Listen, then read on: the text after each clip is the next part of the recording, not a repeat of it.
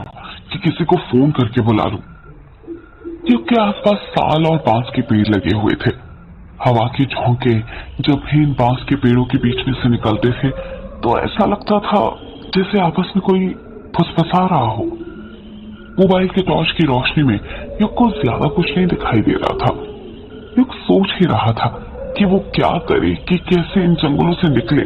तभी उसे किसी के कदमों की आहट सुनाई देती है। कदमों की आहट सुनकर युग सहम सा जाता है और सोचने लग जाता है कि इतनी रात में जंगल में कौन होगा। युग डरने लग जाता है और सोचने लग जाता है कि कहीं यक्षिणी तो नहीं। पर फिर वो अपने दिल को तसल्ली देता है, नहीं, यक्षिणी वक्षिणी कुछ नहीं होती, सिर्फ कहानियां हैं जो मेरे पापा ने बनाई थी। कदमों की आहट धीरे धीरे तेज होती जा रही थी। ऐसा लग रहा था जैसे कोई युग के पास आ रहा हो। युग जमीन पर पड़ा बांस का टुकड़ा उठा लेता है और कदमों की आहट सुनने लग जाता है। तभी युग देखता है कि उसके बगल में जो बांस के पेड़ लगे हुए थे वो हिल रहे थे और आवाज उसी तरफ से आ रही थी। युग पूरी तरह तैयार हो गया था उस आहट का सामना करने के लिए। जैसे ही कदमों की आहट बंद होती है, युग की आंखें फटी की फटी रह जाती है। उसके हाथ से बांस का टुकड़ा अपने आप छूट जाता है और वो खुद डर के मारे झट से जमीन पर गिर जाता है। युग के सामने एक काला साया खड़ा हुआ था। युग डरते हुए अपना मोबाइल उठाता है और उसका टॉर्च उस काले साए पर मारते हुए कहता है, कौन हो तुम? एक लड़की की आवाज सुनाई देती है, मैं अभिमन्यु। जब टॉर्च की रोशनी उस काले साए पर पड़ती है तो युग देखता है कि वो काला साया किसी और का नहीं बल्कि उसी की उम्र के एक लड़के का था, जिसके लंबे लंबे घुंघरालू गर्दन तक बाल थे और उसने आंखों में एक बड़ा सा चश्मा पहना हुआ था। उस लड़के के हाथों में कोई डिवाइस था जिसे देखकर ऐसा लग रहा था जैसे कोई रीडिंग नापने वाला डिवाइस हो।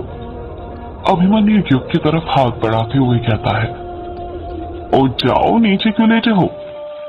युग अभिमन्यु का हाथ पकड़ते हुए कहता है, लेटा नहीं हूं, तेरे कारण डर गया था। क्या कहा? मेरे कारण डर गया था? क्यों, तू डरपोक है क्या? क्या बोला तूने? इतना कहकर युग अभिमन्यु के चेहरे पर टॉर्च मारने लग जाता है। जब युग गौर से अभिमन्यु का चेहरा देखता है तो हैरानी के साथ कहता है, कहीं तुम अभी तो नहीं? युग अपनी बात पूरी करता उससे पहले ही अभिमन्यु भी युग की तरफ उंगली करते हुए कहता है, और तू युग है ना? इतना कहकर ही दोनों एक दूसरे के गले मिल जाते हैं। अभिमन्यु युग के बचपन का दोस्त था। युग अभिमन्यु के बालों को हाथ लगाते हुए कहता है, तू तो बहुत बदल गया यार, बड़े बड़े बाल, आंखों में बड़ा सा चश्मा। अभिमन्यु कहता है, बदल तो तू भी गया है यार। ये बता, कब आया और कहाँ जा रहा है तू इतनी रात में? बस आज ही आया, ये मान ले 1-2 घंटे पहले, और मैं तो अपने ग्रेवयार्ड कोर्ट ही जा रहा हूँ। तू बता, तू कहाँ जा रहा है इतने सुनसान जंगल में, वो भी इतनी रात में? और तूने ये बाल इतने बड़े क्यों कर रखे? एक पल तो मुझे लगा जैसे भूत ही। अभिमन्यु हैरानी के साथ पूछता है, भूत ही मतलब? युग बात को घुमाते हुए कहता है, छोड़ ना, और तू पहले मेरे सवाल का जवाब दे। ये बता, तू इतनी रात में यहाँ पर क्या कर रहा है? मुझे तो कुछ गड़बड़ लग रही है। यार गड़बड़ वड़बड़ कुछ नहीं है।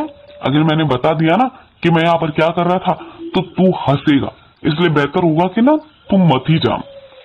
अरे नहीं हंसूंगा भाई, पहले तू बता तो यहाँ पर कर क्या रहा था?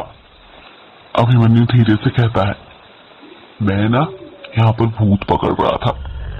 युग को सुना ही नहीं देता है और वो फिर से पूछता है, क्या कहा? अभिमन्यु युग के कान में चिल्लाते हुए कहता है, भूत पकड़ रहा था यार।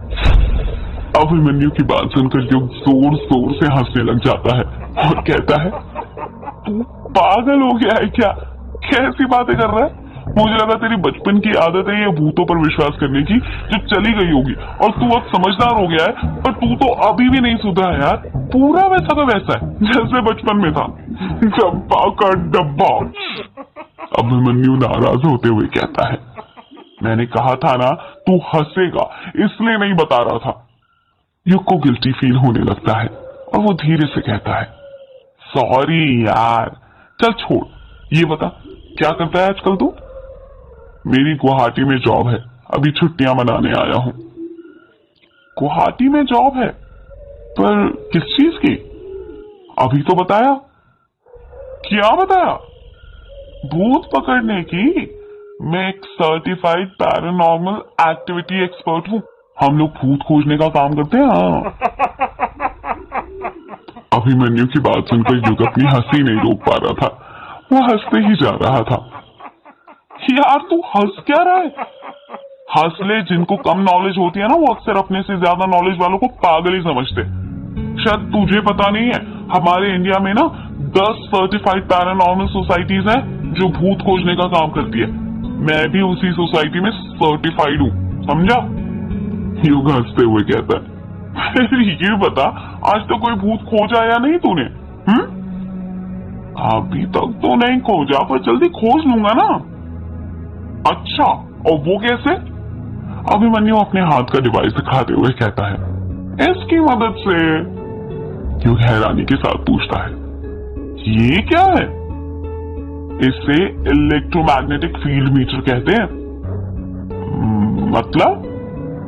मतलब ये कि इस मीटर का इस्तेमाल एक टाइम के अंदर इलेक्ट्रोमैग्नेटिक फील्ड में होने वाले अंतर को जांचने के लिए किया जाता है। कहते हैं किसी जगह पर जब भूत प्रवेश करते हैं तो वहां की इलेक्ट्रोमैग्नेटिक फील्ड में बदलाव आता है। इस तरह भूतों का पता लगाया जाता है। इसमें एक अलग तरह का सेंसर भी लगा होता है जो बजता है और हमें बताता है कि हमारे आसपास कुछ अदृश्य शक्तियां हैं।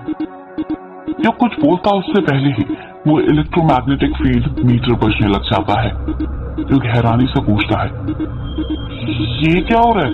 कि डिवाइस इतनी आवाज क्यों कर रहा है? अभिमन्यु अपने आसपास देखते हुए कहता है, ये संकेत है कि हमारे आसपास कुछ है। युग धीरे से कहता है, मतलब भूत? हाँ,